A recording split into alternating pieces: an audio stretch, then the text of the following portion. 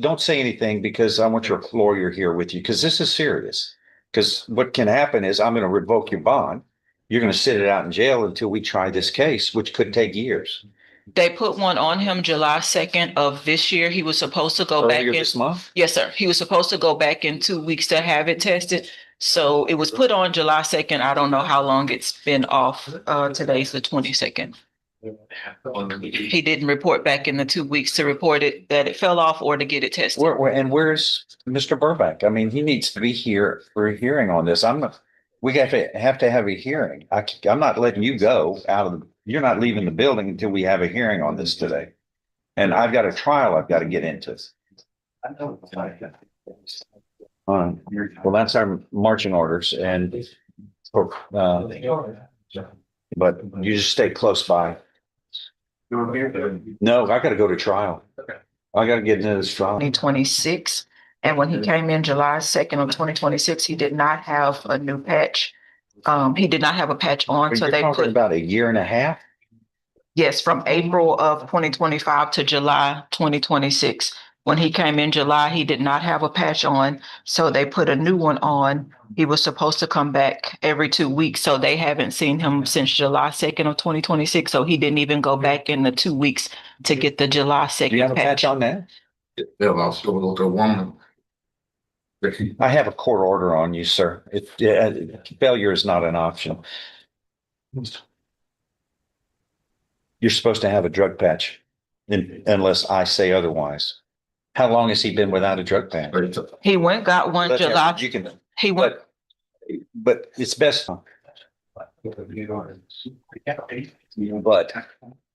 But we're in test. Thank you. Here's this. Thank you. All right. How we doing on the jury? They're all there? Jury's all out there? Yes. Okay. Judge Mathers. Yeah. Yep. What? Something has come to light. Lacey brought something to light that we have an incorrect sentence from a sentencing about 2 weeks or 2 or 3 weeks ago. The lady was. What do we need to fix it tomorrow on the docket? I'm leaving tomorrow until today. What needs to be fixed? No. Here's. Surprise. Sorry, Judge, we just learned about this yesterday, so we're trying to do it as quickly as possible. It's a lesser included offense. First. So that goes back to our office because we should have fought the judgment and all that. She ended up pleading on an attempted burglary, which would have changed it from a state jail felony to Class A. Class A. So I suggested to Mr. Turk that what we need to do is you do a motion for new trial. Or within that 30 days, just grant it. Have you done that? We just learned about it today. I was going to do it orally today, but if the court wants me to file something, I can file. Yeah. Okay, Mess like this needs to have a written. fine, Judge. I just want to get it done because Thankfully, your clerk caught a mistake and we're going to be able to resolve it within the rest of it. Stand on. Burglary of a building. Okay. yeah, It was an attempted burglary, and frankly, I had to search to finally find the note where that was on some written on the front of the file somewhere. So I apologize. That's on me, Judge. Okay. Hold on. I'm confused. The defendant a year ago pleads guilty to the lesser Class A misdemeanor of attempted burglary of a building, right? Correct. then So I pick up from there. What's wrong? Is that wrong? no, that was fine. That was not me. Then there was a motion. First amended motion states a burglary of a building, state jail felony, Yes. That's which should have been a Class A misdemeanor. correct. So we all were operating off of the motion, which was stated incorrectly. We sentenced her to state jail time, 15 months, which is Well, illegal. Which I haven't done the. Where is she now? She's in county. Well, she needs to get out. Right. No, Judge, she only has 52 days credit. No, but I mean, we've got a sentence sending her to state jail. I don't want to slip that through, or slip through that. I went to go do the judgment and that was incorrect. What are y'all gonna do? We're going to do a motion for new trial. And then what? and then we're going to Senator to what? some county jail time. Well, how much? because she violated. We haven't gotten there. We haven't gotten there. We're literally trying to get this arrested before she gets sent off and this get corrected because of the timelines. But- She won't get sent off. I haven't done the paperwork. Okay. For her to do. So we've caught it, Judge. We're just bringing it to your attention. When can follow we have up a with hearing correct- on this? I can, When are you available? technically I'm gone, but I can stay around. I could be here Monday morning for that. I was going to go to a CLE, but I will stay around Monday morning if that's what the court requires me. How long? That paperwork. Gonna be back to Brent, Renick. Hey,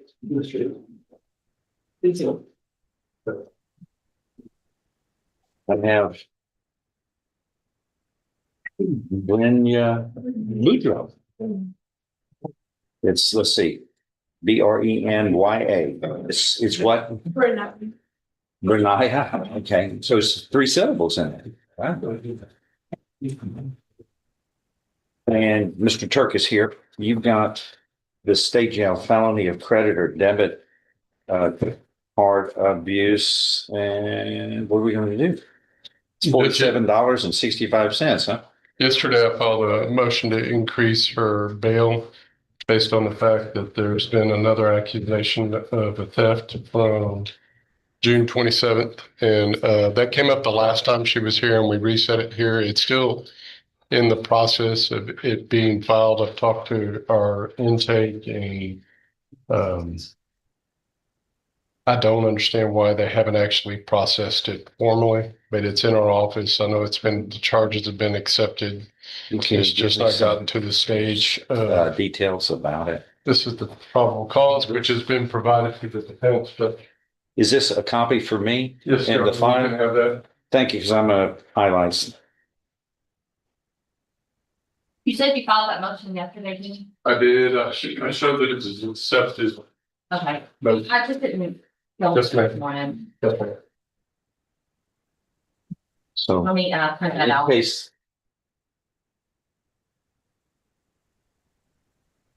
Have the motion for you, Joseph. I have it.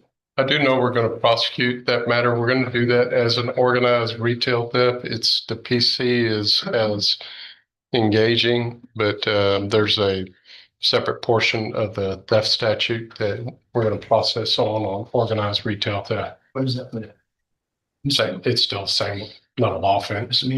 Yes.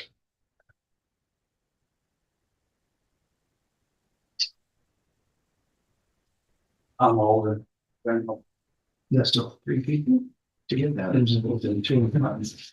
I have to go look. That was looking Right here. Just a second. Yes, sir.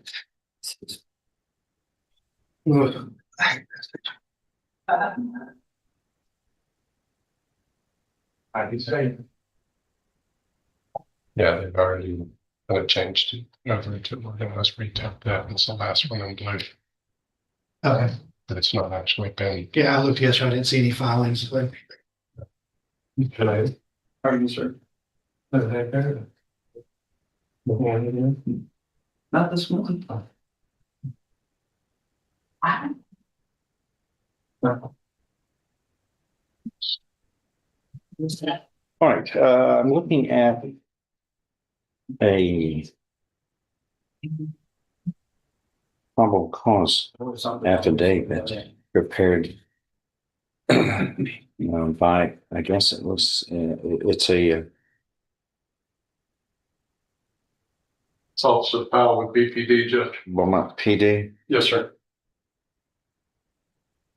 Okay. And this alleges that on June 27th, The statute.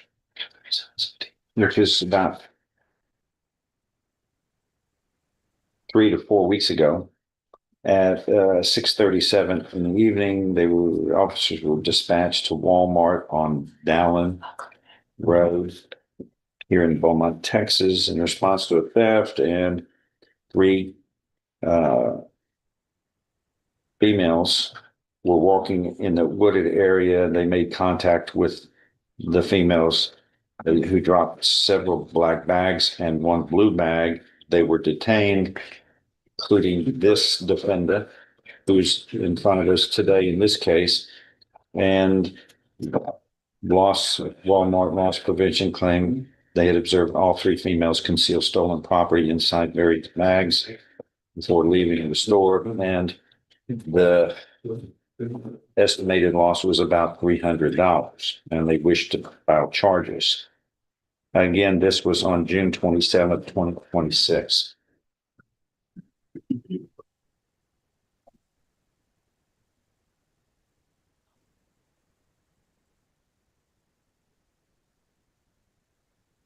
And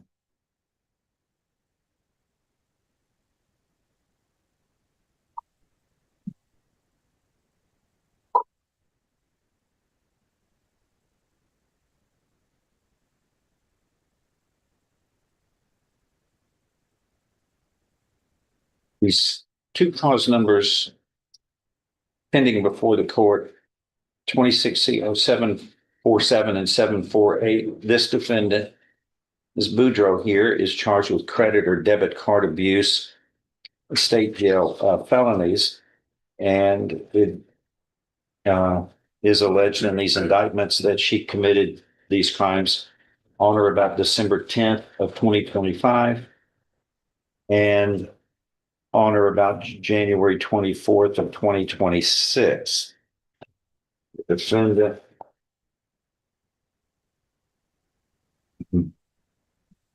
posted a bond. And by the way, these earlier indictments were filed April 29th of 2026. Okay. About a month later, in May 28th of 2026, the defendant is posting a bond of $4,000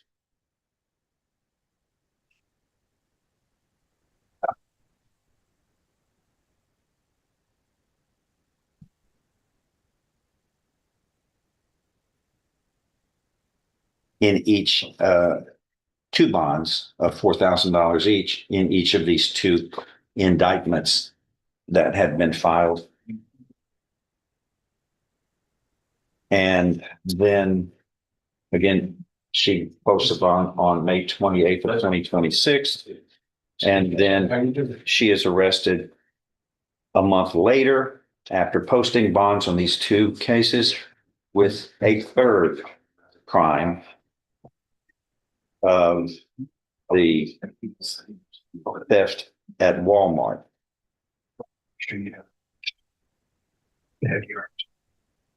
So there is a motion to increase the bail.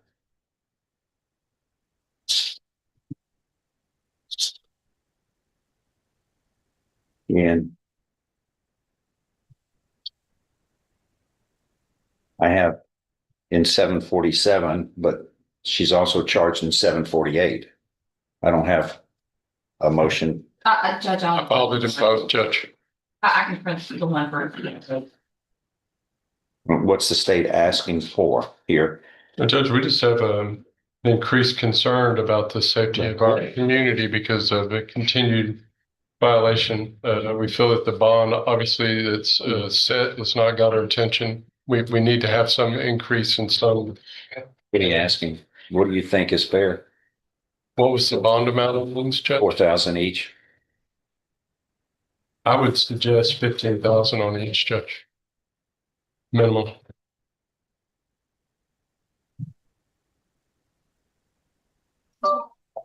Go ahead. Judge, my understanding from what's coming around, I know that the two existing cases, I have those, but this new one is, I haven't gotten much other than the PC on it. It's essentially a shoplifting Here's the one. allegation. Would you mind if I have copies of it? I didn't get one. So Of this? I don't have a copy of the Is that motion. what you want? No, I don't have a copy of the motion. Oh, okay. Do you sorry. want one for each case or Just just? wanted to do the same thing. Yeah. But my understanding, none of these crimes are violent. This isn't a it's meant to be, because I don't know that Mrs. Boudreaux can afford $15,000 per case, which, There's a way to avoid this. well, but it becomes this shouldn't be an instrument of oppression or a penalty. It's a bond. So Well, none of these are what's, violent cases. what does it say when someone is arrested, indicted on 2 felonies, and then within a month is committing a similar type of felony offense, or this is a theft. I don't know how it's going to be filed, but it's another crime of moral turpitude. And then also to know that she starts a job today. Yeah, maybe, but Um, there's a way to avoid all of this, is to be honest. Well, Judge, I think as the facts may bear out with this new case, having talked to my client, I think it might show that she was with a group that doesn't necessarily make it better. But I think that the group that she was with may have been the perpetrators more so than she. Again, that's going to hopefully bear out in the case, but as it stands here today, I think she was just with the wrong people. I told her earlier that these are not her friends. These are people that are getting her in trouble. So friends don't get you in trouble. No, but your choices that you make is what makes you responsible. And somebody who had just been through the system, arrested, had to post bonds, I would think they would be on high attention about dealing with others. And let's see, there's a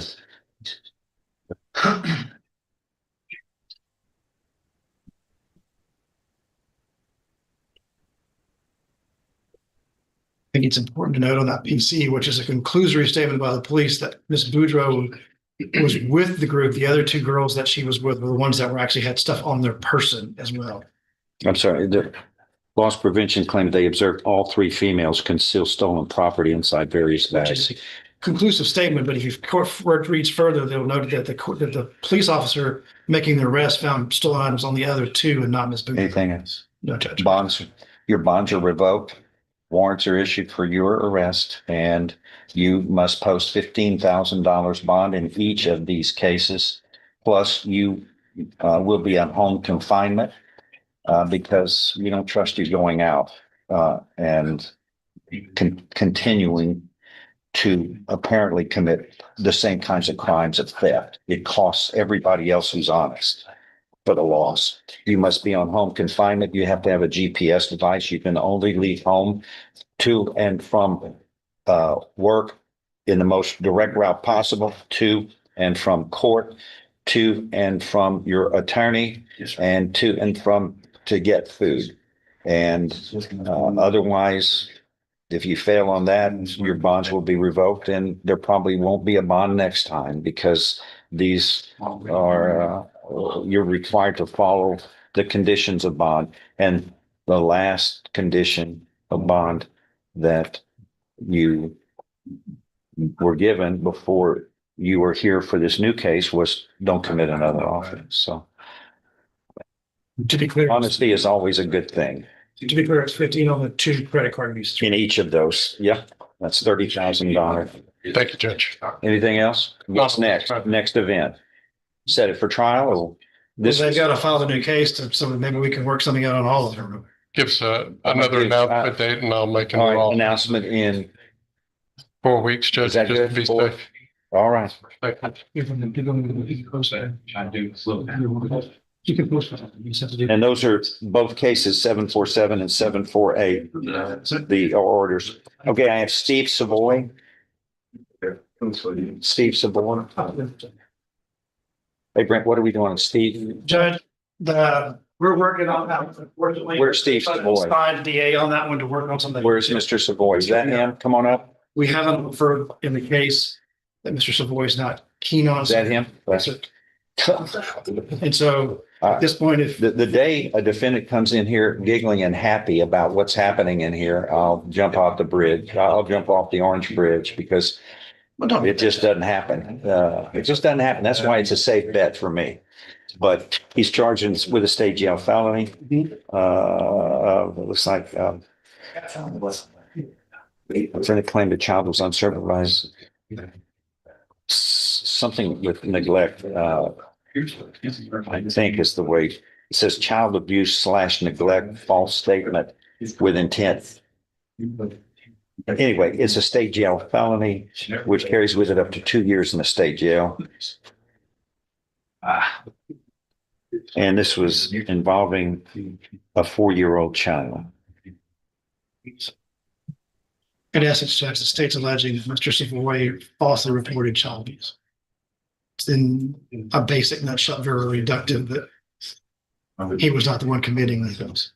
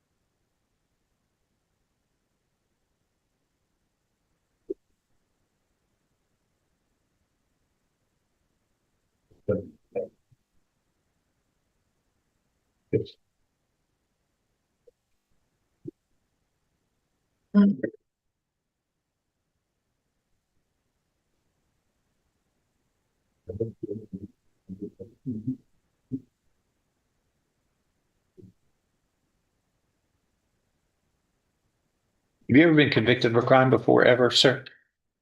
Small petty things. Yes, yes. Well, No, I'm talking about a felony. No, I think he has some deferred, successful deferreds and misdemeanor, Judge.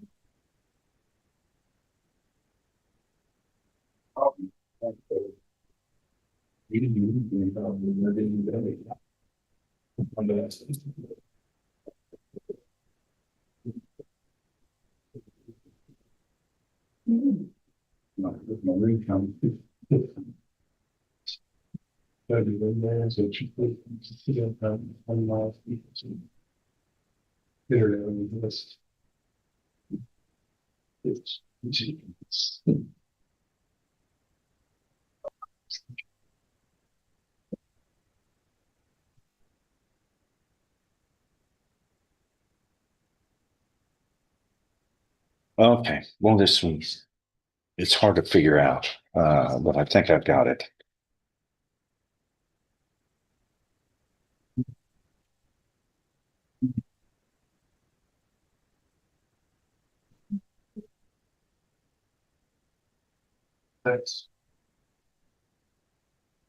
All right. This was an announcement today, so what are we doing? Trial, I guess, Judge. All right, let's go to trial. Put it on the trial docket. That's what we shall do. Continue. Man, let's see. Mr. Walker, you ready? Yes, sir. Get your reset. I'll just email your attorney. Thank you. Pretty Jack. I just need to get a fingerprint. His name. There you go. There you Lane, his, go. there you are. Terry. You like to win. Chad. Yes, sir. I told you. That's one. I'm here, sir. Good issue. Your grandson, everything. Never goes. You need to go right there first and she'll swear you in and then we'll Raise your right. come right back.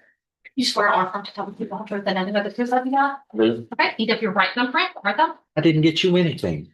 That's it. Flat right there on one. That'll be back. Oh, okay. I need to darker than that. Again, Christmas is coming. Yes, sir. I'm gonna place it flat right there. Right, one more time. I'm gonna press down on it and see. You could use a little snow right now. That's better. Well, There you go. What's happening? Stand for the judge. My dad could make me laugh. He used to say when it was hot like that, he could say, I know hell is going to be hot. I just pray it's not humid. He said, I can put that dry. This is just this. Lots of This heat is just hard to deal with. 25 CR 1873 is called, the state of Texas versus Chad Pierre Terrio. You? Yes, sir. Present with Mr. Walker, your attorney and the state's attorney. Does the defendant waive a formal reading of this indictment and arraignment here? Can we proceed in summary? Yes, sure. In summary, this indictment alleges that on or about September 7th, 2025 in Jefferson County, Texas, you committed the state jail felony of theft. Do you understand what you were charged with here, sir? Yes. This says a watch, looks like, of a value of $2,500 or more, but less than $30,000. A state jail felony means if convicted, I'm kind of on the wrong, but this, we can work it. A state jail felony carries with it no less than 180 days up to 2 years in the state jail. A fine not to exceed $10,000 can also be assessed. Do you understand the punishment range here for this crime? Yes.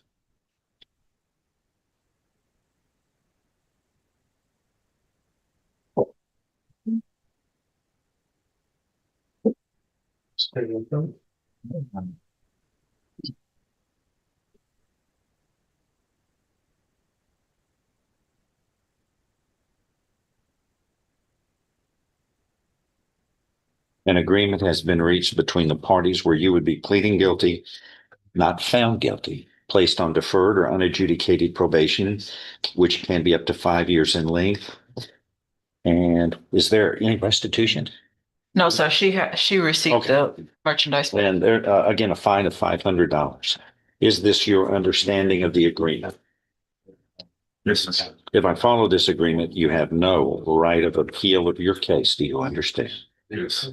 How do you plead in this case? Guilty or not guilty? Guilty. Are you pleading guilty voluntarily, that is on your own free will, and because you are guilty? Yes. Show you what's marked as State's Exhibit 1. Did you sign that document? Understand it? Discuss it with your attorney? Or the contents all true and correct? I did. State's Exhibit 1 tendered into evidence. Without objection, it's submitted. Among other things, this states you are mentally competent to enter your guilty plea freely and voluntarily made. You know what you've been charged with. The indictment submitted read to you. You read it. You were guilty of the crime charged in any lesser included offenses. You were giving up your rights to a jury trial and the rights to the appearance, confrontation, cross-examination of witnesses, totally satisfied with the representation provided by your lawyer. All of this is true. It states, so help you God. State's Exhibit 1, part of the record for all purposes. Pre-sentence report is waived. Yes, sir. I'm going to follow this agreement if nothing further.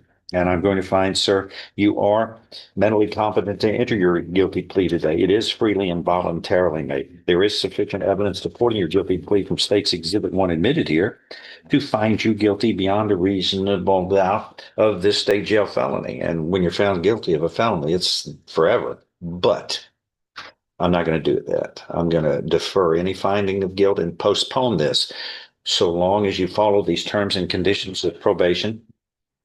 And I want to tell you, don't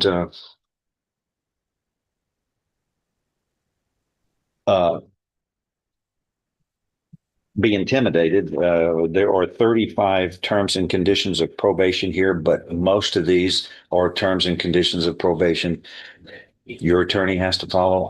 We all have to follow. Commit no offense. Avoid bad habits. Don't associate with the disreputable people, et cetera, et cetera. You can do this. Absolutely. And I can shorten this to 1/3, which is about 1.5 years if you do well. But there'll be a fine of $500. And then there is a course that you are required to take under these circumstances, a theft prevention class. And that's easy enough. And it's a good thing. But anyway, I've signed the documents. Please see the probation officer. You agree, you sign, begin probation. The quicker it begins, the quicker it ends. And you've never been in problems before. Fix this. You're not in the right place here. I know you're far better. You made a mistake. Fix it. Move on. We all make mistakes, and this one is an easy one to fix. Okay. All right. Good luck. Thank you. Judge. Yes, sir. Thank you.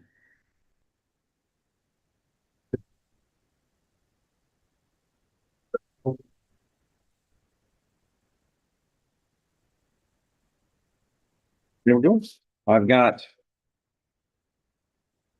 Gwendolyn, is it Lanes, John? Yo. Honest, but Where's she? not here. Oh, boy. She messaged me this morning. She lives in Baytown. It's coming from Baytown. The car overheated. They were having mechanical problems. It will be a plea, Your Honor. We've got an agreement on the table. There's, you know what I'm gonna do. Gwendolyn, is it Lanes? Giannis, I think. Giannis, okay. Giannis, I think. No answer in the courtroom. I asked the bailiff to call into the hall for Gwendolyn Giannis, please. Yeah, I see it, Baytown, Yeah, she lives in Baytown, so she was having. but still she got it. I mean, I'm gonna make tentative findings, but she's got to produce something that verifies because I understand her. everybody would have heating problems with their car. I'll respond, John. No response to that name called in the courtroom. No response to the name out into the hall called Gwendolyn Lanes or Giannis. Defendant has failed to appear, and a warrant shall be issued for her arrest. Her bond is how much?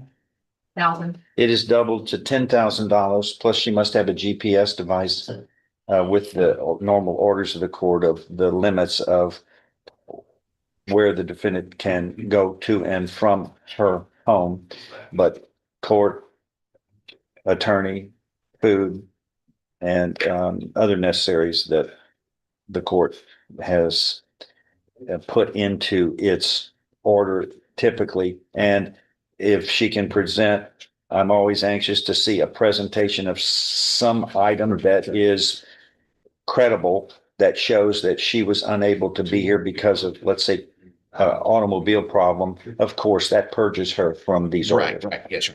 But we'll get with her again. until such thing happens, or unless something happens, those orders are in place. Yes, sir. All right. Michael Stelling. Surely.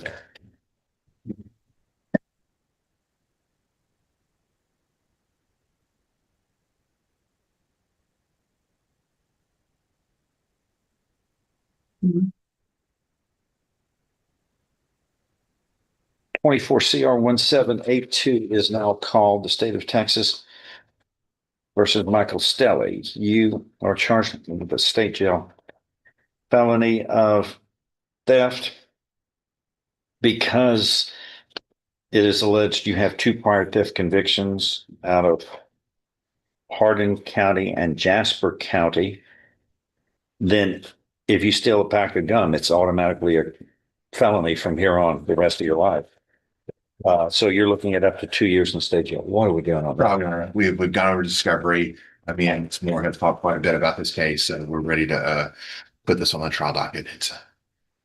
It's like you said, it's basically a small level shoplifting that's increased to a felony because of priors. Well, was there an offer? Yes, sir. Yeah. Which was one? 18 months, right? Flat time? Yes, 18 months state jail.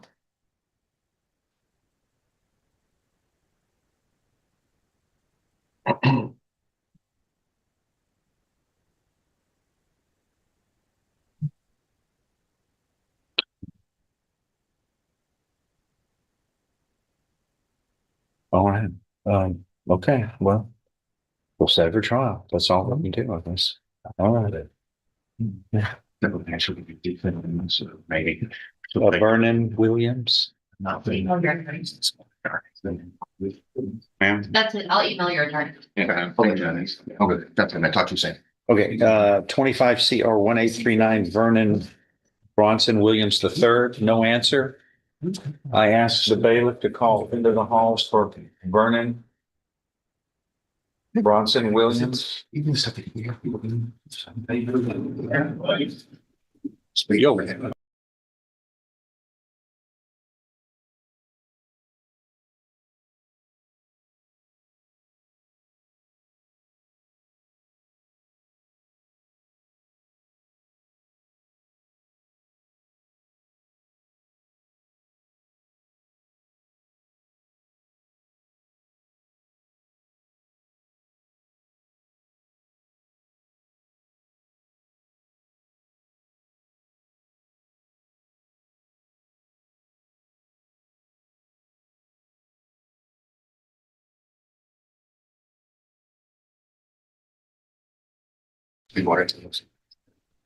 Okay, we're back to Vernon Williams. No response. No response to that name called here in the courtroom. No response to the name called into the hall. Defendant has failed to appear.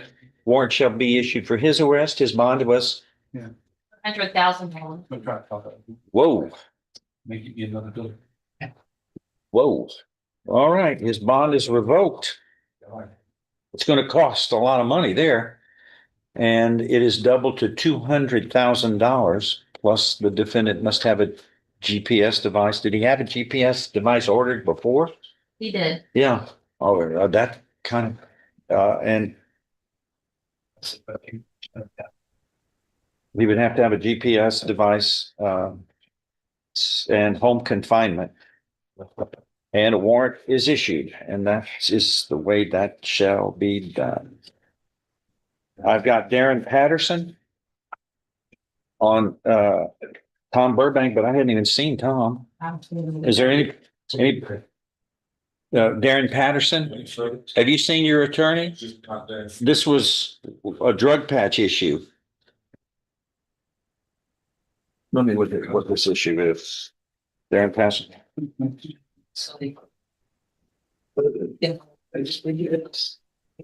You know, I've got a Jordan Edmondson. Yes, so that was an add-on. No, He's set for trial on Monday, and I think this was kind of the last minute. Yes, he'd been waffling on the offer, Judge, so we just wanted to make an official Where is acceptance he? or withdrawal. And I want to withdraw the offer. Huh? I want, if he doesn't accept the offer today, I just want to withdraw What it you and gonna then we're, Okay, well then we're set for trial, no deal. Okay, just tell him. I don't think he needs to come out here. Okay, So that's, so when is it set for trial? Monday. All right, be ready, Yes, because sir. we weren't pick a jury, maybe, probably. That's, and then.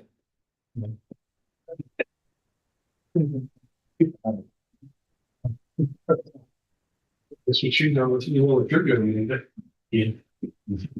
Yes, I was gonna say that. Well, I see on this Patterson matter, we've been having, I'm surprised, Tom isn't here. Where's Tom Burbank? He's normally here. Judge, Well, I got a warrant for his arrest. His bond is whatever. I'll go find it. His bond is gonna, he's always busy. Okay, so, maybe stuck in another court. I'm not sure, Judge. so on Patterson, failed to appear. I made my findings. No, Mr. Patterson is here. Where's Darren? Right there. Okay. William. Well, yeah, it was.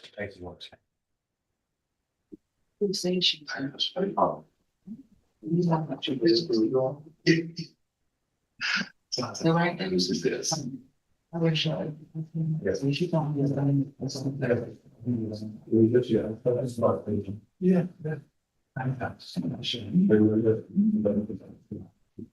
Judge, Birmingham's drug court. Okay.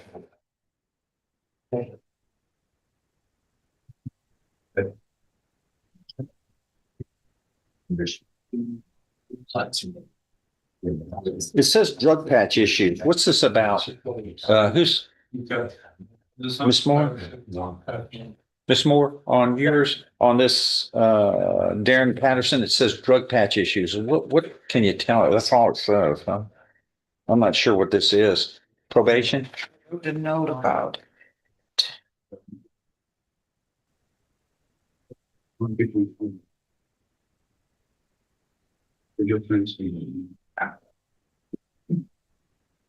I'm gonna guess and leave the court for.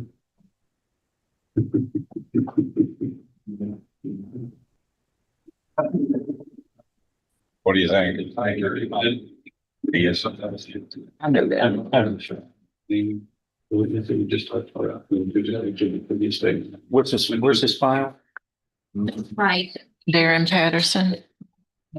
May not, it's maybe order, but Thank you. Current bond is $100,000. He should have two cases. There's only one on the docket. Well, Depends on what the orders are on the other case. Does he have similar orders in both cases?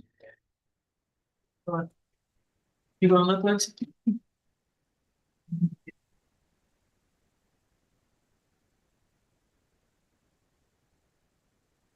mean, I can go pull the other case.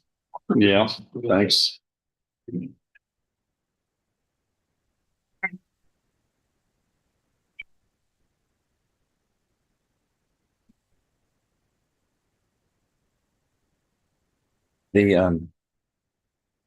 The order. When did I issue that order of a drug patch? Let me go pull the other case down. Yeah, a little bit. Yeah. Joel, let's. Turn the burner off? Yeah. You turn the burner off on? Or did you turn it back on when you made? I turned it back on when you made a copy of this. Don't do like right goes back to. I learned my lesson, right? Michael said get rid of it if I didn't. I'll fire everybody, take my copy away from them. Get it, Joel. Yeah. You know, me, like.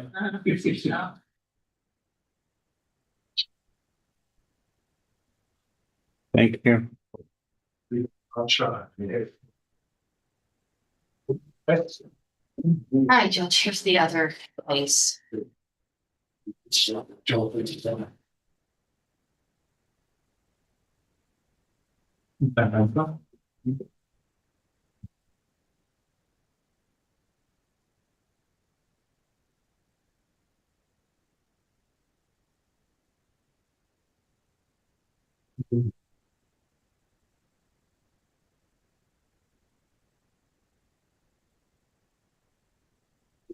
Yeah.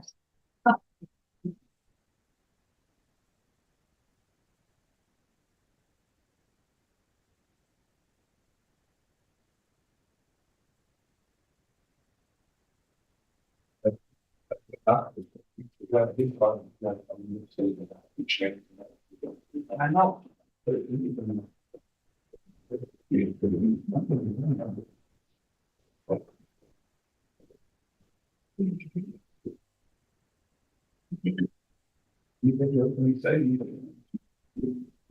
When I get some money to do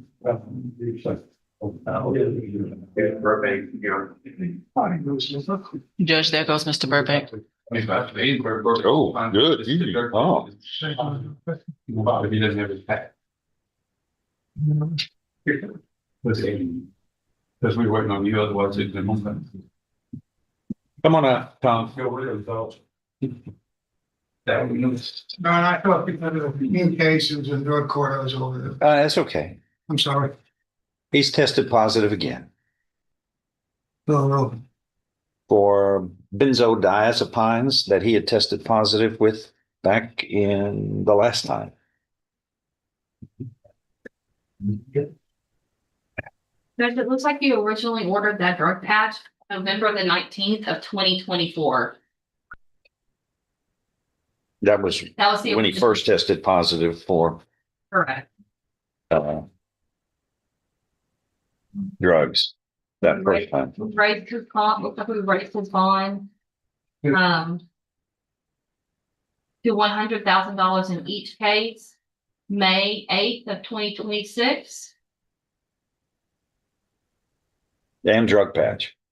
Drug patch and GPS device.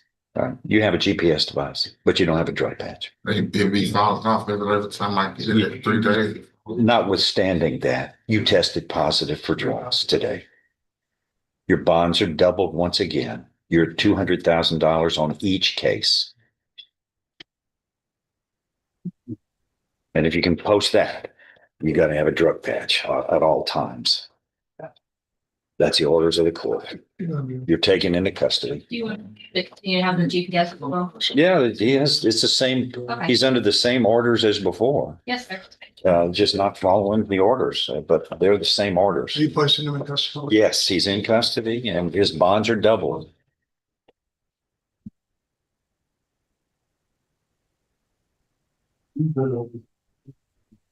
We'll keep doubling. Until all the money runs out on the universe. Okay,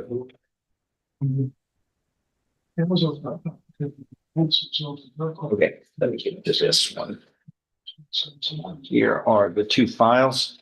And again, those are the orders in both cases, 25 CR 1420, 24 CR 1108. Duran, Dwight Patterson. Here, thanks. And here's the desk. Oh, yeah, just send them.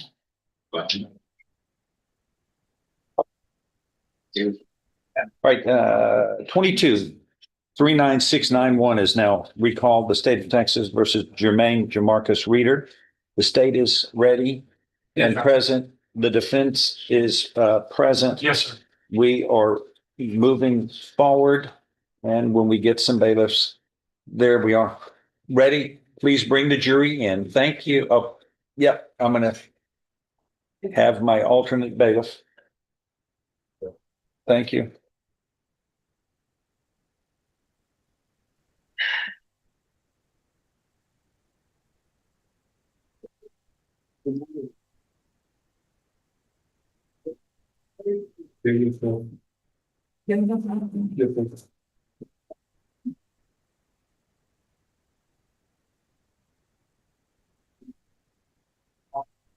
You can cameras and all that, where you want to start.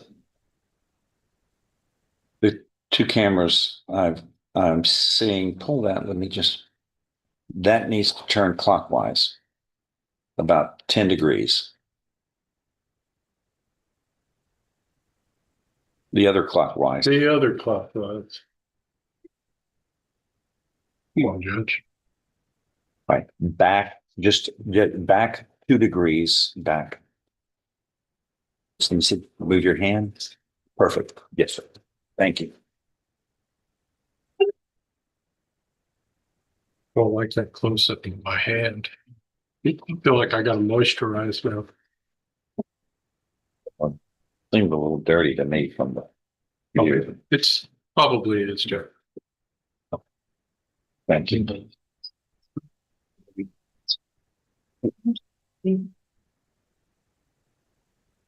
And the record shall now show all parties are present and the jury is present.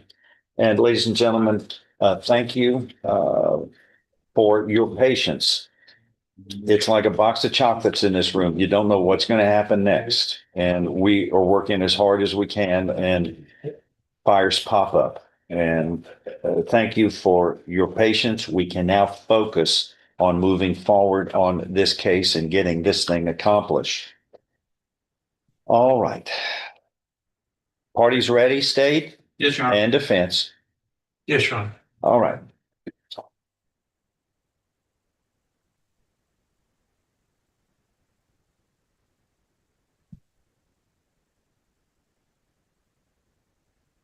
Ladies and gentlemen of the jury, I'm going to swear you in as jurors in this case. Please raise your right hands, all of you.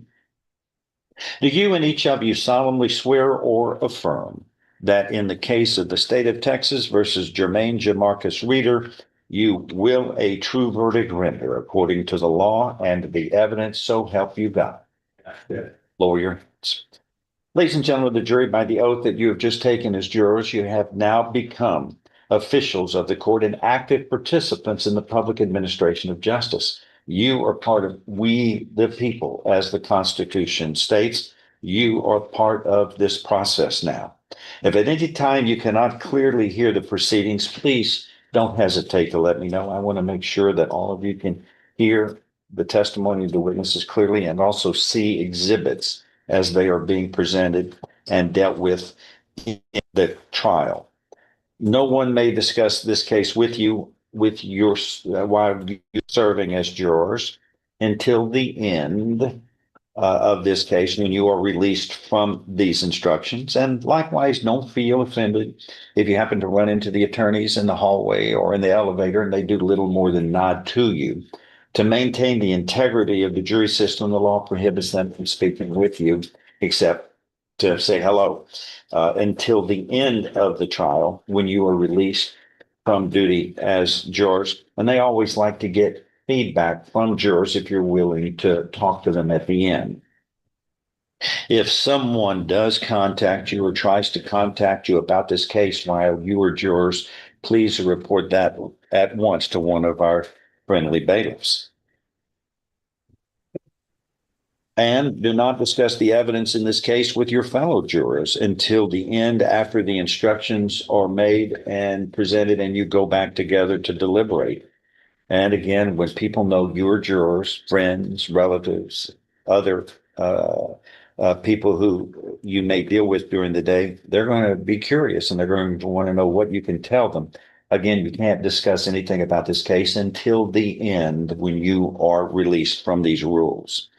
And also please be careful about watching television reports, listening to radio reports, or reading newspaper reports. If there is a story about this case, turn the channel, mute the sound, turn the page. Again, we don't want you to receive any outside information about this case other than what's presented here in this courtroom. Now, some people like to take notes, and if you wish to do so, that's all right. But if you do that, those notes are for your purposes only. You are not allowed to share them and say, look what I wrote here on Tuesday or Wednesday. You can't do that when you're deliberating. They can be used only to refresh your own recollection of what you may have recorded. And for example, you can always at any time, if you're making notes, you can refer to them, but you want to refer quietly. And during a deliberation, when you're talking about an issue that you may have referred to, you might go, you don't want to say, look what I wrote, but I believe the testimony was blankety blank. And that is a way of doing it. But again, you can't say, look what I wrote. It must be the truth. It probably is accurate, but you're not allowed to share your notes with the other jurors, but your thoughts from those notes you can share. Does everybody understand the way that works? And also don't go to any of the locations referred to by the witnesses in this case or perform any type of individual investigation on your own about this case. You will receive all the evidence necessary for your deliberations here in the courtroom. And also don't look in books, encyclopedias, or dictionaries, or go to the library or review courthouse records in order to obtain information over and above what is presented to you during this trial. And please listen carefully, as I know you will, to the testimony. No testimony will be read back to you or transcribed and presented to you during your deliberations unless you disagree about a specific statement. You got to listen closely the first time because jurors have sent me questions. We'd like a transcript of the testimony of a witness. You're not allowed to get that. But you are allowed to get portions, distinct portions, if you're unable to agree about what the statement was. Now, your oath states that you will render a verdict only on the evidence submitted to you under the court's legal rulings. And the evidence you may consider will consist of the testimony of witnesses from that witness chair. Evidence will also be presented in the form of physical objects or documents, which we call exhibits. During the trial, attorneys make objections. And when an objection is made, it's necessary for the court to make the ruling. I'm the gatekeeper, what's called the gatekeeper of the admissibility of evidence. Once evidence is admitted, the jury gets to determine how much weight and credibility you get to give. I don't tell you, they don't tell you. They can argue and recommend, but again, this is your domain. You get to decide how much weight and credibility is given to the testimony of witnesses and other evidence that's presented.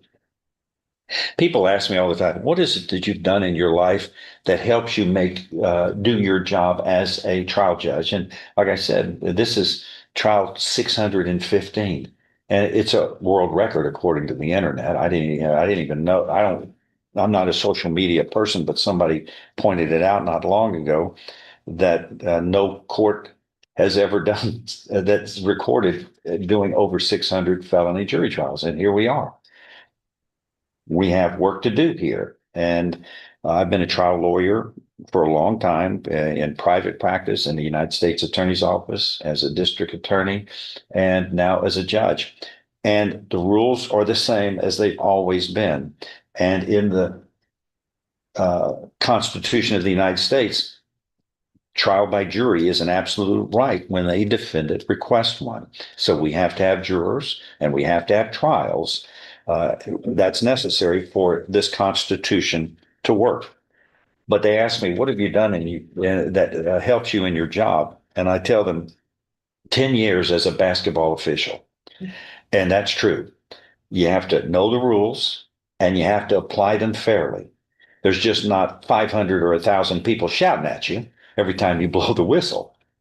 But it is extraordinarily the same. And that's what I started when I was in law school, being an official, and I was a basketball official for a few years at the beginning of my career. I just don't have the time to do it, but I love the game and I love being part of that. But it is remarkably similar. So let's say a question is asked of a witness, and if the attorney objects, if I overrule the objection, the witness will answer. If I sustain the objection, then the witness cannot answer. But it could be asked by the attorney in a different way that meets with the rules of evidence. We have all kinds of laws that we deal with in criminal world. Right here's the penal code. You can see that's pretty thick. That is the identification and the definition of most criminal cases, crimes. There is a drug code that is separate from that, and it's pretty large. And we have some other different codes of particular types of crimes, but general crimes are in the penal code. Then you have the Code of Criminal Procedure. That's thick, and that dictates the law and the rules of how a criminal case works its way through the system from the beginning to the end. This is the rules of evidence right here. I was on the rules of evidence committee that wrote this, and it dictates how evidence is properly presented and admitted into a case. Once it is admitted, it's the jury that decides how much weight and credibility is given. And there's the drug code. But we have a compilation of codes. I'm going to take care of all the law necessary for you. Don't be looking up the law in the evenings if you're concerned about something. I'm going to take care of the law for you. But again, you get to determine how much weight and credibility is given to the evidence. You determine what the facts are as you see them. And evaluating the credibility of witnesses, which all jurors do, you can judge their appearance, attitude, behavior, their interest in a case, the relationship to one party or the other, the inclination of the witness to tell the truth, the probability or improbability of the witness's statements. And most importantly is this: in no case, never, it is a case presented where you get all possible evidence related to that matter. You fill in the gaps. All jurors do that. You draw reasonable inferences from the facts to fill in gaps. In other words, you use your common sense, your life's experiences. If something A equals something B equals something C, we learned in school by reasoning that A equals C. The same application comes forth in evidence. Once again, even when you have a video of the event, there's always an issue of, well, if that camera would have been from this point of view rather than this point of view, we'd have seen something different. That's always the case in every case. Jurors are required, and the law allows them to draw reasonable inferences. You fill in the gaps using common sense and reasoning. The witnesses will testify. But again, unless you have a video of the whole event, even a video has gaps in it. So jurors never get all the evidence. Don't worry about that. Fill in the gaps, drawing inferences using your common sense. It's something you do every day when you live and make decisions during the day. And you can use all other factors that you feel will help you in giving the testimony of the witnesses the degree of credibility it deserves. The trial is going to proceed in the following way. In just a moment, I'm going to ask the state of Texas to present the indictment, read it formally, and the defendant shall plead to it. I presume he's going to plead not guilty. That's what he has pleaded up to now. And that's important. All persons charged with crimes are presumed innocent, and we learned unless proven guilty. And right now, if I ask you, let's vote. You've heard a very an indictment that's very disturbing. All murder indictments are. It alleges murder. There's only one vote. Right now, if I said, you've heard the charge, let's vote. Is the defendant guilty, not guilty, or you haven't heard any evidence, so there's no way you can make a decision one way or the other. Remember that test? Only one decision is not guilty. All persons charged with crimes are presumed innocent unless found guilty beyond a reasonable doubt.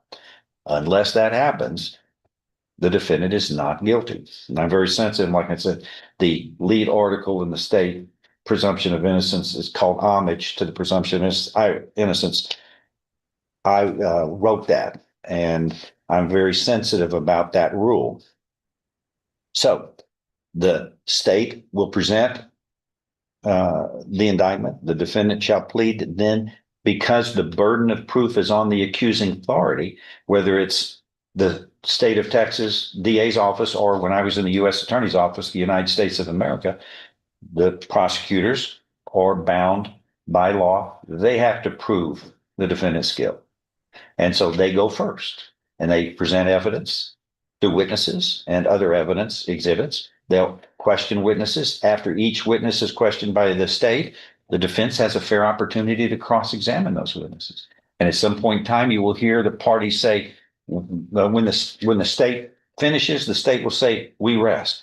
And the defense may call witnesses, may not. Sometimes they don't.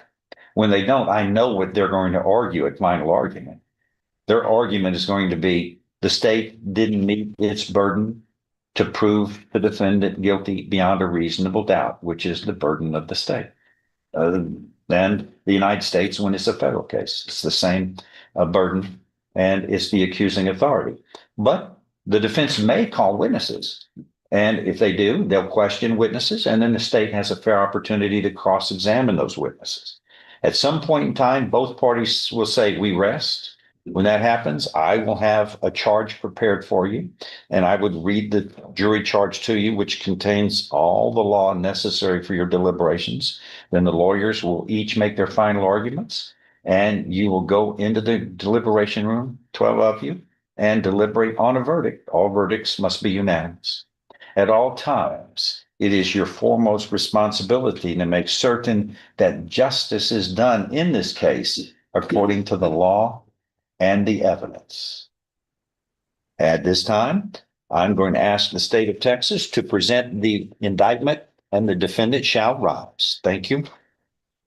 In the name and by the authority of the state of Texas, the grand jurors for the county of Jefferson, state aforesaid, duly organized as such at the January term AD 2022 of the Criminal District Court of Jefferson County, in said county and state, upon oath said in said court, present that Jermaine Jamarcus Reeder, hereafter styled the defendant, on or about the 4th day of April 2022, and anterior to the presentment of this indictment in the county of Jefferson, state of Texas, did then and there intentionally and knowingly cause the death of an individual, namely Christopher Domain Smith, hereafter styled the complainant by stabbing Christopher Domain Smith with a knife against the peace and dignity of the state, signed by the foreman of the grand jury. Jermaine Jamarcus Reader, as defendant in this case, you've heard the charging instrument as read by the state of Texas. How do you plead to this indictment, guilty or not guilty? Say have what? I'm sorry, it's guilty or not guilty? Say not guilty, not guilty. Okay, not guilty is entered into the record on your behalf. You may be seated. Thank you. All right. State may make an opening statement, and then the defense has a right to make an opening statement. Go ahead. Good morning. Thank you for your patience. It's been a lot, and I know we missed a day. There was an issue that came up yesterday, and we had to skip a day. And so here we are. But the good news is I don't anticipate this trial, as far as the evidence presentation by the state, lasting past today. And you're going to find out why this is such a simple trial for you to look at, but you have an issue that you have to decide. Okay. Back on April 4th of 2022, police officers were called to the corner of Texas and Plum Street. Pine and Plum Street in Jefferson County, Texas, over in Beaumont. There was an individual laying in the ditch. And at first, when they got there, the officers are going to tell you that they started looking at it, thinking maybe this person had been hit by a car. So they called out the traffic unit because he's laying there. He's got a lot of blood on him, and he's just in an angle where it looked like somebody had been run over. So they get the traffic unit out. The traffic unit, when they get out there, what they do is they'll start measuring any tire. There were some tread marks on the ground. They start measuring tread marks and doing all this. And one of the more experienced officers goes over and looks at him, and he's going to tell you that after they started looking, he said he's still got his shoes on. And from experience that I know from pedestrians getting hit by cars and also other people, usually when they get hit by a car enough to cause them that much damage to hurt them, that they're knocked out of their shoes. So he still has his shoes on. So now they start going, well, wait a minute. Now let's look at him a little closer. So they roll him over and they look and they find he's got a stab wound. And you're going to see the stab wound is on the left-hand side here, right down here. And the forensic pathologist is going to tell you it severed his femoral artery and he bled to death.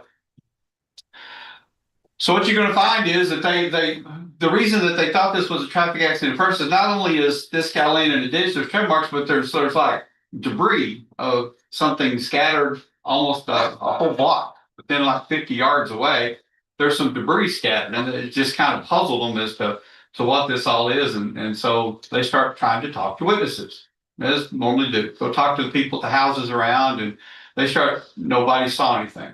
Everybody was either inside or at work. And so you get that usually around, I told you that in Fort Hour, we get people that say they didn't see anything. This is at about, just for your identification purposes of when it happened, it's around 10:30, 11 o'clock in the morning. Cops get called out there about 11:15. And so it's in the daytime, broad daylight.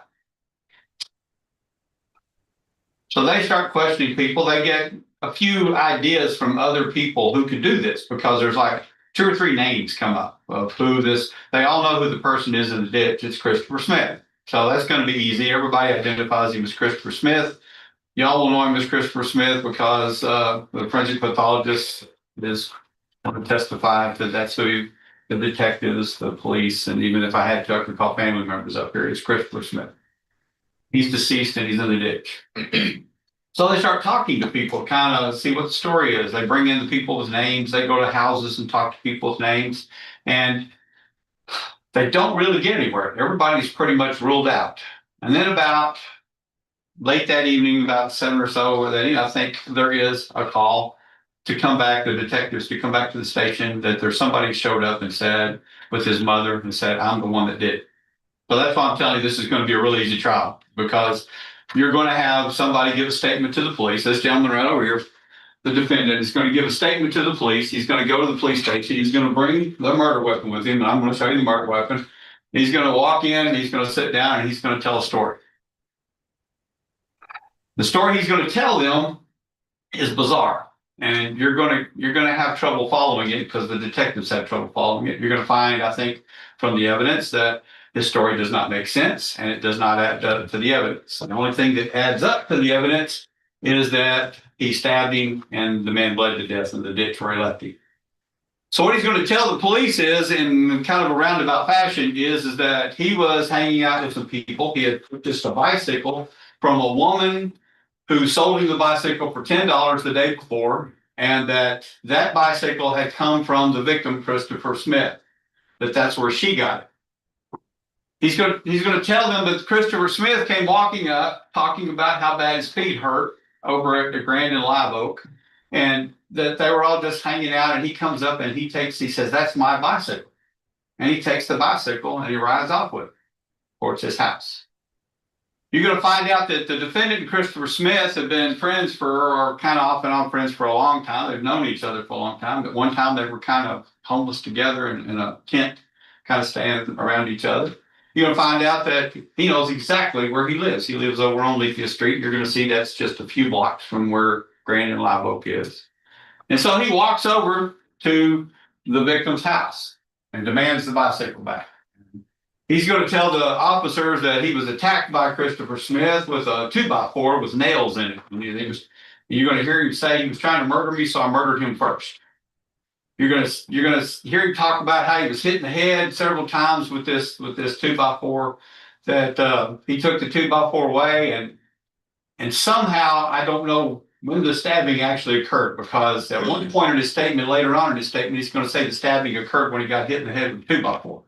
Later on, it's going to be that he had two sticks. He had the 2x4 and he had this other stick that had nails in it, and then it was a rake and had screws in it. And there's all kinds of stories that go along with this. But they evidently over at Lethia Street get into a tussle. And then you're going to find out that a few blocks down the road over on Simmons and Pine, which is 1 block from where the victim was found, that's where another fight occurred. And then another fight occurred down here all the way down at that street on Pine Street all the way up to Plum Street. And he's going to say that he had another stick with nails in it and that he tried to attack him. And so he stabbed him. And he said when he left him, he was laying in the ditch, or laying on the side of the ditch, moaning and bleeding and saying, "I hope they come and get you." And he tells the victim, "I hope they come get you. You tried to kill me first." And he's going to tell the officers that while his friend is laying there bleeding in the ditch, he went home and took a nap. Didn't call 911, didn't call for any assistance, didn't try to ask for any help from anybody, just left him laying in the ditch. And the forensic pathologist is going to come testify that he bled to death laying there in that ditch. That's the simple story. It's one that you're going to listen to, and here's how you're going to determine it. You're going to look at the evidence. You're going to look at the forensic pathologist, the injury on the victim, the injury on what the detectives will tell you what they saw on the defendant. You're going to get to listen to his statement, and you're going to look at all that, and you're going to get up to make up your mind whether or not he murdered him or he had a justification to do so. Either way, he killed him. We know that. He intentionally knowingly stabbed him with a knife and caused his death. Your question is going to be whether it was justified.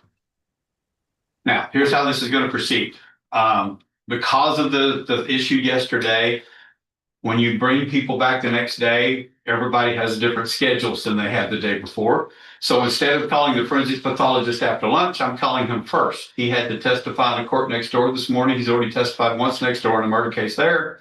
So he's coming here to testify real quick here so he can get back to work. Then I'm going to call 2 officers. I'm calling Michael Tamayo, who was the officer that was his beat. He was like a pretty new officer at the time. His training officer, Jeffrey Hancock, what they saw and how that progressed. Then I'm calling a lady by the name of Latoya Broadway. Latoya Broadway is a woman who lived about 3 houses down from where this happened.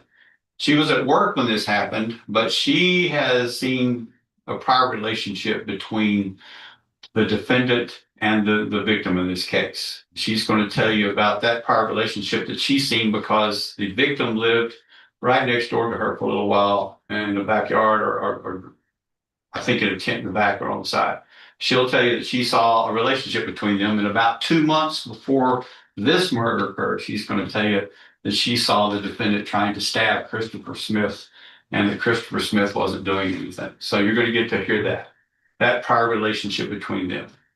Then you're going to get to hear from the detectives, Detective Jason Torres and James Robichaud. They're going to come testify about how they went and tried to find, they sent officers out to try to find witnesses, try to find boards that had nails in it, tried to find sticks that had nails in it. And at one point, he mentions a rake that was involved, and you'll see that I have the broken pieces of the rake here that was laying next to the victim out there in the ditch. You'll get to see that. And I think the issue is just going to be whether or not he was justified in using deadly force because he believed that he was about to die himself. Okay, that's simple. I look forward to presenting the case to you. It shouldn't take long. I hope you listen very carefully because that statement is going to be extremely important at the end. Thank you. The defense wants to make an opening statement. Briefly, Your Honor. You may. Thank you.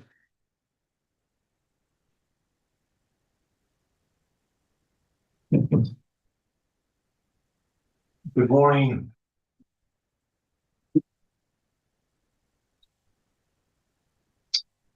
When Jermaine found out that Mr. Smith was deceased, saw it on the news, is when he went down to the police station and turned himself in.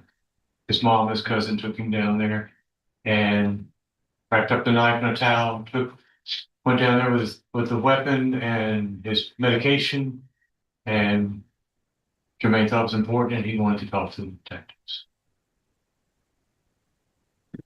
He thought it just disabled him earlier, thought that he had just ended the fight. He didn't know that Mr. Smith was deceased. It's not bizarre, the story's not bizarre, but Jermaine struggles. He struggles with language. It's going to be difficult to, like Mr. Laird says, please listen carefully because he's tough to follow. It was about a bicycle. Mr. Smith took off on his bicycle. Jermaine went down there and a fight started. He did come at him with a 2x4 and the rake. They never found the 2x4. There's no witnesses to this. No one saw this. No one's going to walk in and tell you what they saw. Not from close up or not from a distance or across the street or from their homes. And the police talked to a lot of different people to try to find out, ascertain the facts of the case. They were having either someone wasn't around or they couldn't talk to him, or they couldn't find surveillance video. So it's simple, but it's not an easy thing to decide when there's no one's testimony except someone who really struggled with language. I think, and I read, and I've always thought that reasonable doubt exists in this case. And I think when we're all done here, whatever that is, you'll find that there was not a knowing intention murder. It was a self-defense. Tragic, very sorry about Mr. Smith and his family, but it wasn't an intentional murder. Thank you. Statement, call your first witness. Call Dr. Rajesh Cannon.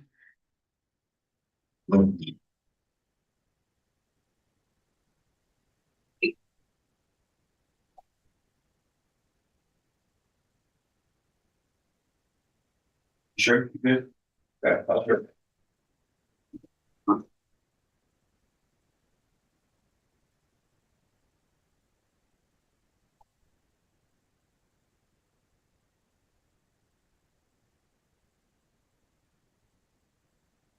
Come forward, please, sir. And raise your right hand. Do you solemnly swear or affirm that the testimony that you are about to give shall be the truth, the whole truth, and nothing but the truth? So help you God. Yes, sir. Please have a seat. Thank you.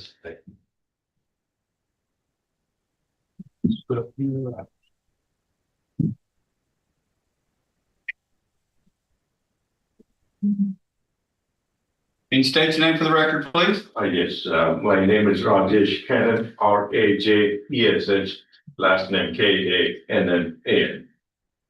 And how are you employed? Yes, currently I'm employed as a forensic pathologist here at Beaumont under forensic medical management. And what type of training and background do you have that qualifies you to be a forensic pathologist? Yes, to be a forensic pathologist, just like any other medical doctor, I went to medical school. And after graduating medical school, I further did 4 years of training in pathology. We call it residency training. And this was done in Robert Wood Johnson University Hospital in New Jersey. And after the 4 years, I further specialized in forensic pathology, and we call that fellowship.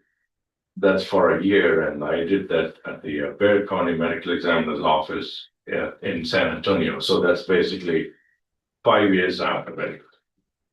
And further, after doing that, I got board certified in American Board of Pathology in forensic pathology. So I'm board certified forensic pathologist. Okay. So let's kind of tell the jury educated, what is a forensic pathologist? Yes, forensic pathology is a branch of medicine. Just like other doctors, for example, you have cardiologists, so they are very specialized. So we are the same. And the field where our expertise is, we are experts in interpreting injuries. And also we do death investigation, and which is a overall picture, and then we come to a conclusion of cause and manner of death. And during this process, forensic autopsy is a part of it. Okay, you mentioned something else, and I'm going to kind of educate a little further. There's a difference between a medical examiner and a forensic pathologist, is there not? Well, yeah, the term medical examiner implies to the system where I used to work, which is appointed by the Commissioner's Code, and we have a Texas Code of Criminal Procedure. We operate under that, so that's a Medical Examiner Act. And to be a medical examiner, you had to be a forensic pathologist. So basically, pretty much we do the same job. Do the same job, but you have, do you not have like investigators and things where you can actually go to crime scenes, investigate things? Yes, that's a little right. bit more. In a private setting, which is where I work currently, we do the basic function of forensic pathologist, and the jurisdiction falls under the local justice of the case, who are eventually in charge of the case. Usually medical examiners, if they have one, can they issue death certificates? Yes, under medical examiner jurisdiction, we sign the death certificate. But here in our jurisdiction, we have justice of the peace that issues the death certificate. That's right, yeah. They are the eventual ones who will decide the official cause and manner and write the DC. Well, who do you work for? What group do you work with here at Jefferson County? And they're called Forensic Medical Management Service. And how long have you worked for them? For the last 7 months or so. Okay. And are you familiar with the way that they keep all their paperwork and their documentation of forensic or autopsies? Yes, sir. And in this case, you did not perform the autopsy on a Christopher Smith, did you? I personally know. But in your line of business, looking at in your course of business, have you reviewed the records of all the file and records, photographs, x-rays, everything related to the autopsy of Christopher Smith? Yes, sir, I did. And was that autopsy performed on April 6th of 2022 at 9:15 a.m.? That's right. So let me ask you this. Looking at those records, are you familiar with that autopsy that was performed? Yes, after reviewing the evidence I had, and I reviewed them, and based on the experience, I came to my own conclusion. Okay, so you looked at the data and the raw data, the photographs, the x-rays, everything, and the photographs we're talking about are the actual autopsy, correct? Yes.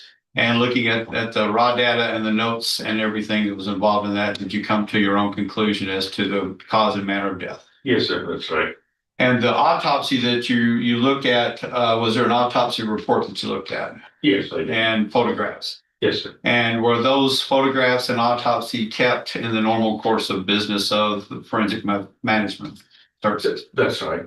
And are these kept in, like stored in the normal course of business? Do y'all keep those records? Correct. And were these made by someone at or near the time of the event that occurred? That's right.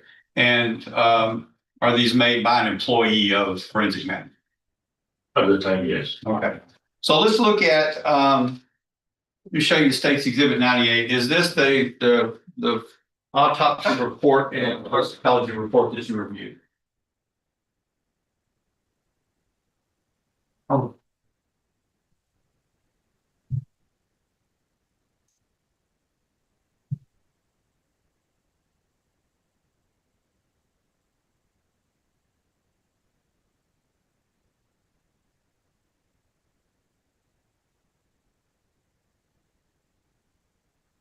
Yes, sir. This is the report I reviewed.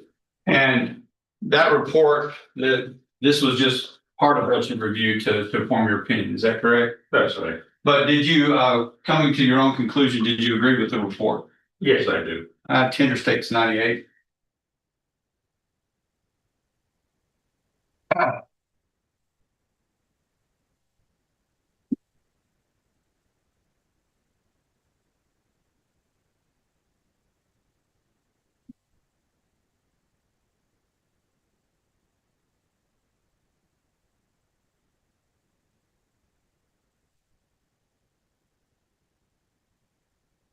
Judge, the defense has been given a copy of Exhibit 98. We have no objection. It is admitted.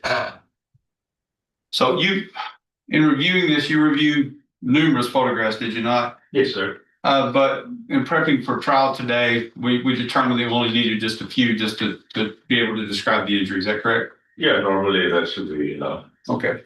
We'll show you what's marked as States Exhibit 99 through 104 and see if you recognize those.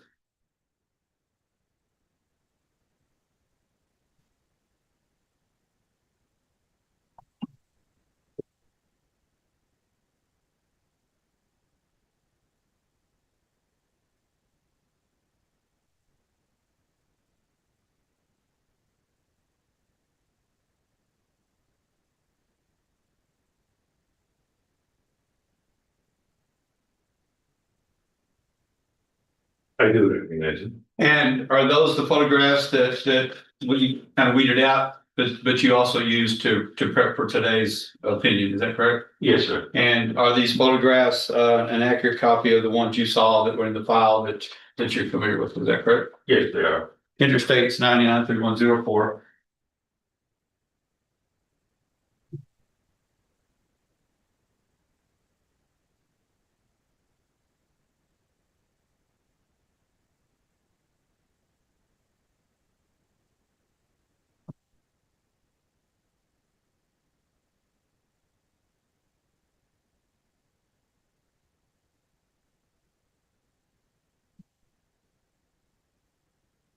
No objections to Exhibits 99 through 104, Your Honor. They are admitted. So let's kind of walk the jury through an autopsy first, so we can kind of tell them how these things go. So what is it that an autopsy does, and how do you go about performing it step by step? Yes, so forensic autopsy is very different from autopsies done in hospital and other things. So forensic autopsy is a very thorough autopsy, and like we are a specialist, it's just like going to a doctor, doing a physical exam. We start off that way by doing an external exam, which is basically looking at the whole body and see what's the disease I'm wearing, and if there's any injury, always I'm looking for that. And if we see an injury, we start taking photograph documenting. And then once the external exam is done, we do an internal exam, which is examining all the organs, including the brain, chest, abdomen, and pelvis. And then again, we look for what the damage is present on the body based on injury. And then if necessary, we take pictures. And then we also perform toxicology during the process. And is all of that to rule out other manners or causes of death, and to focus in on what really caused the death? Yes, not only to look for injuries, but just to make sure there is no other cause of death. And was that done in this case? Yes, it was. And that, as we said, this is when we have an autopsy come into the forensic medical management services, is it given a unique number? Yes, each case gets its own identifying number, and typically it starts out with a year. In this case, 22, and then the next will be a sequential number. In this case, it's 0353. And then the BMT stands for the branch of our office, which is Beaumont in the state. So the 353, would that be the number of autopsy that was performed that year, or is that just a number? No, you're right. It starts from day one and then sequentially goes on from there. So by April 6th of the date of this autopsy of 2022, there'd already been previously 352 autopsies performed before this. Is that correct? That's right. So we're on 353, and the name of the individual, the name of the decedent in this case? It's Christopher Smith. Now, whenever we go through, as it goes through the autopsy, when there's injuries, is there something set there that shows that same number that kind of identifies that's the same person we're talking about? Is it like a ruler that has the case number on it? Yes, yeah, in the photographs, we do try to insert at least in one region to associate the case. So looking at states 99, when you get a person into your office, does it come in a body bag? Yes, it comes in a body bag sealed.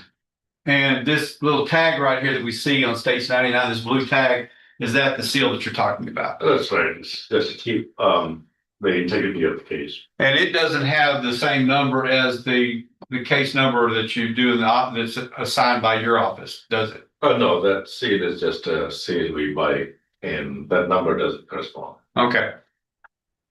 But when it's delivered to your office, you know that seal and that it was sealed and everything's good when it comes to your office, correct? That's right. Okay. It's a protocol, so they follow.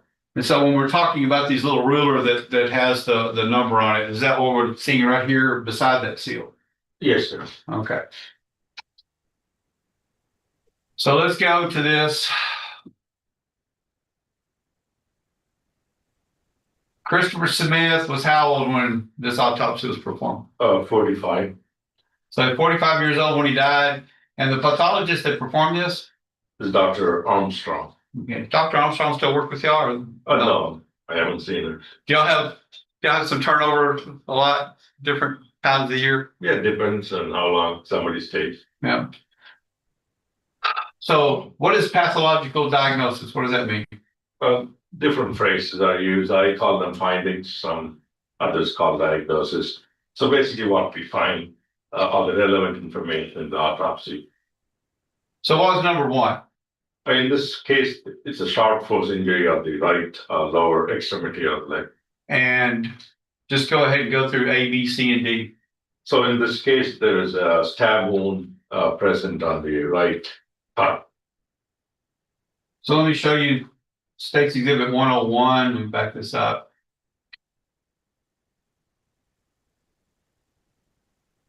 Is this the stab wound we're talking about right here?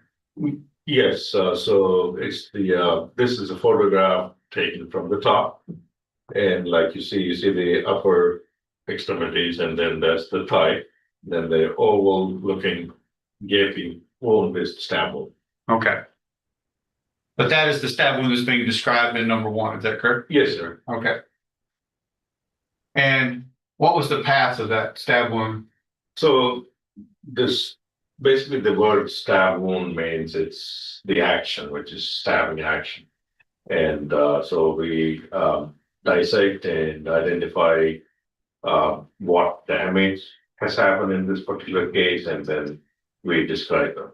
Okay, what was the path injuries? What does it say that it was? So in this particular case, it did transect the femoral artery, which is a major blood vessel supplying the lower extremity, and that is very critical. And in an individual who is alive, we all have blood pressure, and then once artery is transected or cut, I just typically describe it's like a garden hose pipe with a hole, so it's just going to pour out blood. And in this particular case, along with that vein, which is a smaller, thinner vessel, next to is also injured. So with that wound, was it critical that he get treatment immediately? Would he have been saved if he'd have gotten immediate treatment, or how long would it take him to bleed out? Yeah, it's a good question, but the thing is, even with blood pressure applied and it's still losing blood, no matter how much you compress based on the location, can really put the ligature on the top, the topmost part. They're just gonna bleed. There's not much you can do once that's severed? No, it's just the location. It's like, for example, if it's in the lower thigh, you see him as carry a big tourniquet, yeah, you can control it. But even then, you need to get to the hospital in the right amount of time. So once he was stabbed, he was pretty much dead. In this particular case, looks like it.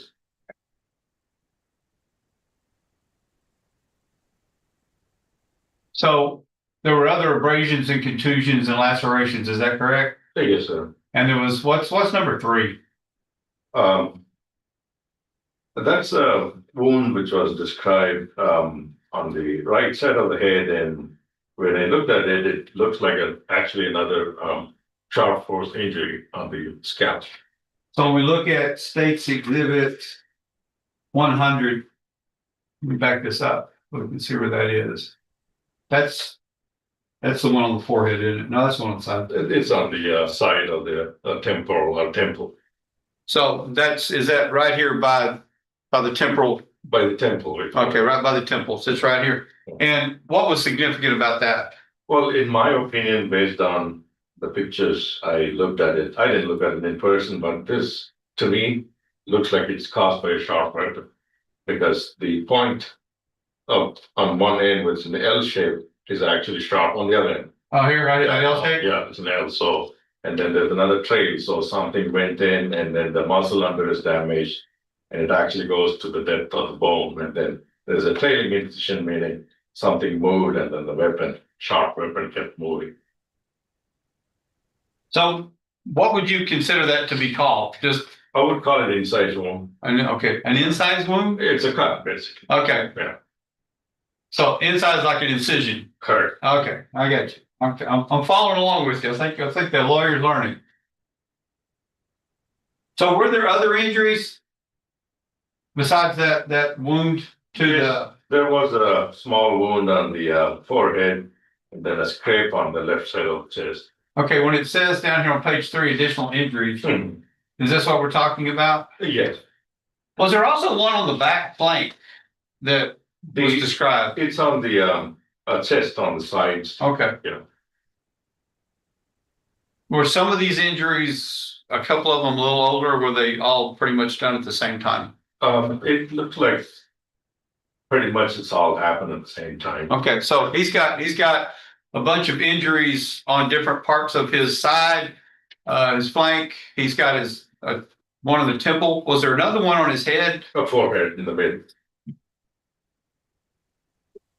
And I don't think we have a good one on the forehead. When I looked at that picture, we couldn't find one until it was kind of dark. I couldn't figure it out either. So in your opinion, looking at the way he was injured, did it look like he was assaulted by somebody, or at least in a fight, physical altercations? Well, I don't know about the fight aspect, but it looks like it's inflicted. But he was injured. Injured. Okay, and more than one place. Correct. And then the cause of death, what was the? In my opinion, the cause of death is sharp force injuries of the leg. Okay. In this autopsy, it says exsanguination. What is exsanguination? Yes, we call it mechanism of death, meaning how it happened. The injury is stab wound or sharp force injury. So the word exsanguination is a Latin word. In and everything is written in Latin. So meaning bled to death. So the stab wound caused him to bleed to death. That's right. Okay. And the manner of death? In this case, it's classified as homicide. Now, homicide has different forms, but is murder one of those forms? Or do you know? Yeah, our death classification, we are trying to find a flag of death, and it's a medical term in this case of homicides. Was there anything, let's do the toxicology while we're here. We might as well, because save defense a little time. When you do an autopsy, is it normal for you to take blood, vitreous fluid, things of the nature to send off for the laboratory to be tested? Typically, the fluid we send is blood, and it's sent to lab, and they do a thorough, extensive, comprehensive toxicology. And was that done in this case? Yes, sir. And was there any testing of positive from the deceased? There were a few positive. What was the positive? I think it's the other page. Other page, on one page behind here. It's the next. It should say findings positive. Yeah, I got it. Here we go. Yes, sir. Positive findings. Okay, what have we got? So the first two, caffeine and 39, is, as the word indicates, coffee, metabolite of coffee. Okay, And then the third one is, we call PCP or pencyclin. encyclopedia, yeah, PHENCYCLIDINE. okay. That's like a very old drug. I don't normally see them. It's Don't say much anymore, do you? yeah. Okay, what else? And then there's the gabapentin, GABAPENTIN. It's like a pain medication or given like for seizure, prescribed Okay, usually. what's the next one? I'm not really sure about that one. I don't see that often. It's called phenylpropanil, PHENYLPROPANOLAMINE. It could be a metabolite of the other drug, which in this case is amphetamine and methamphetamine. Okay. So amphetamine, methamphetamine, Well, they're both the same, meaning methamphetamine is a parent drug. The breakdown product is amphetamine. Yes. Or in other words, crystal meth, commonly it's called. so looking at those levels don't have anything to do with the cause of death, do they? No, it's, in this case, it's from heart blood. Heart is located centrally. We don't know what's in the outside system. So the levels doesn't really mean anything except there is meth in the system. It's hard to tell how that affected a person when they're deceased, isn't it? All I can say is it's present and he died of stab. And since you don't know what he was like alive, you don't know how he reacted to any kind of those drugs. So all you can do is say they were there, they were present. Is that right? Yeah, I don't know how the individual responded to this now. Okay. Thank you. I'll pass the witness. Thank you, Judge. Hello, Doctor. Hi, How are you, sir? I'm doing good. Let me show you Exhibit 100, please.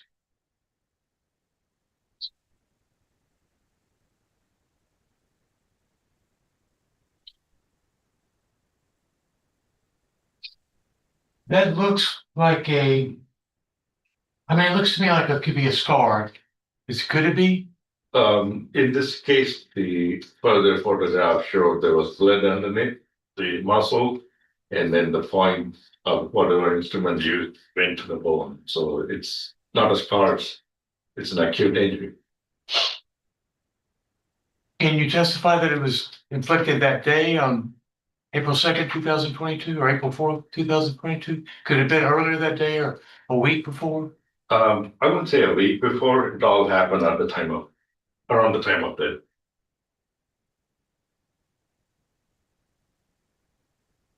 Let me show you Exhibits 101.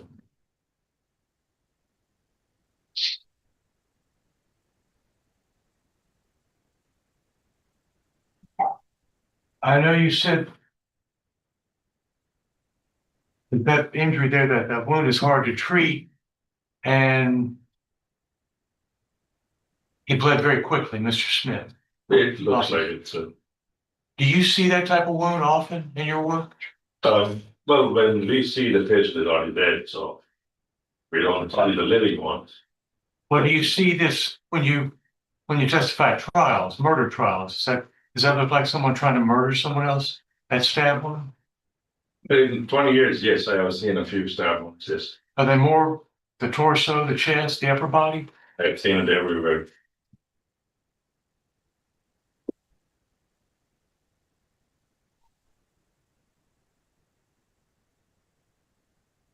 Let me go back to Exhibit 98.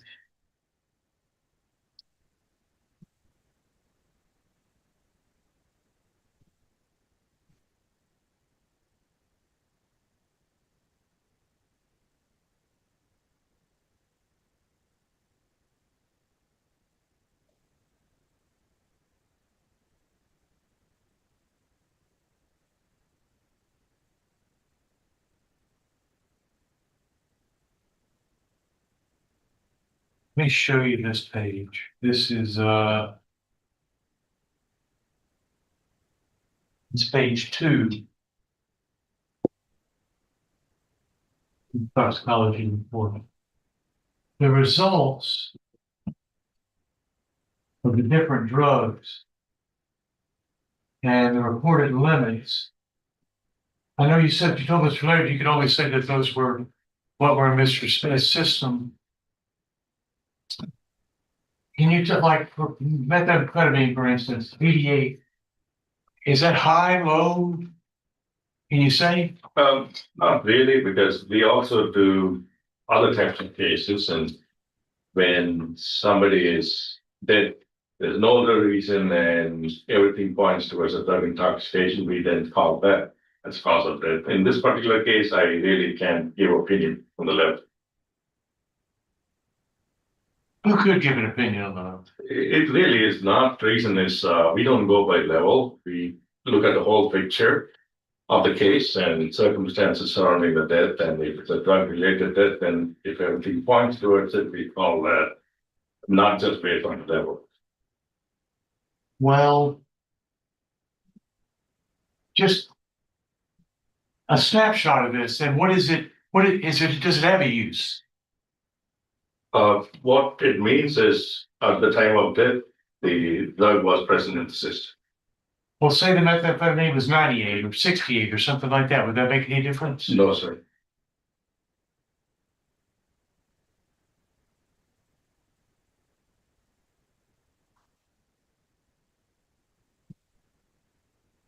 Would it also depend on the person's tolerance?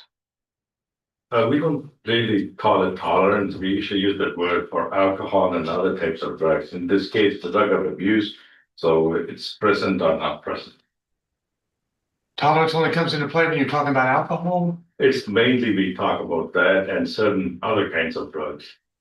About synthetic marijuana. Did you discuss tolerance? And We really don't talk about tolerance. It's just the strength and what happened to that individual and how they died.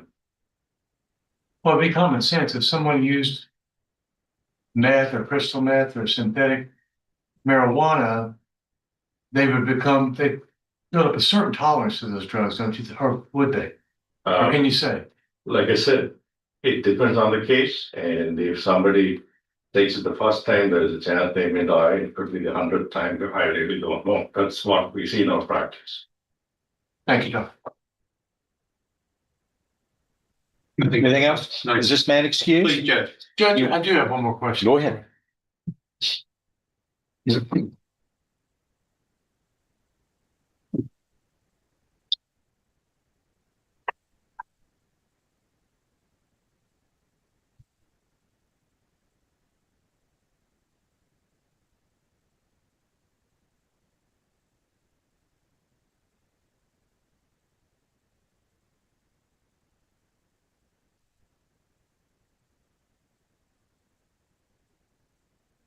Doctor, you said the stab wound under 1D direction,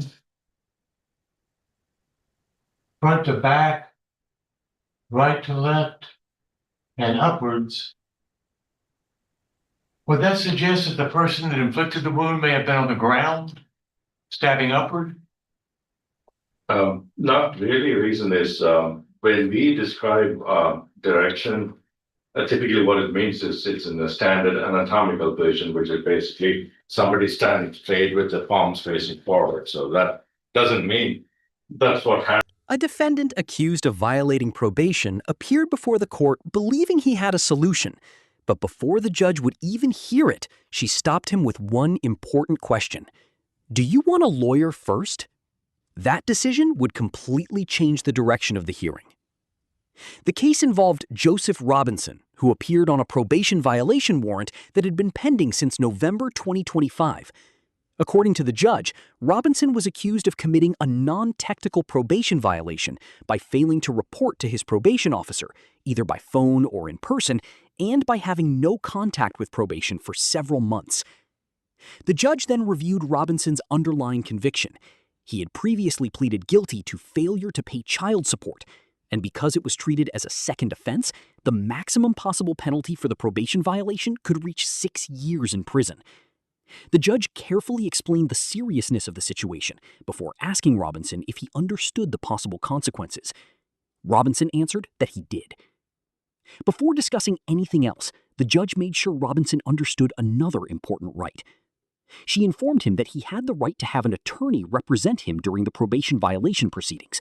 If he couldn't afford one, the court would appoint counsel at public expense. Robinson initially tried to explain that he believed he already had a solution to the case, but the judge immediately interrupted him. Rather than listening to the proposal right away, she asked a simple question. Wouldn't it be better to discuss that idea with an attorney first?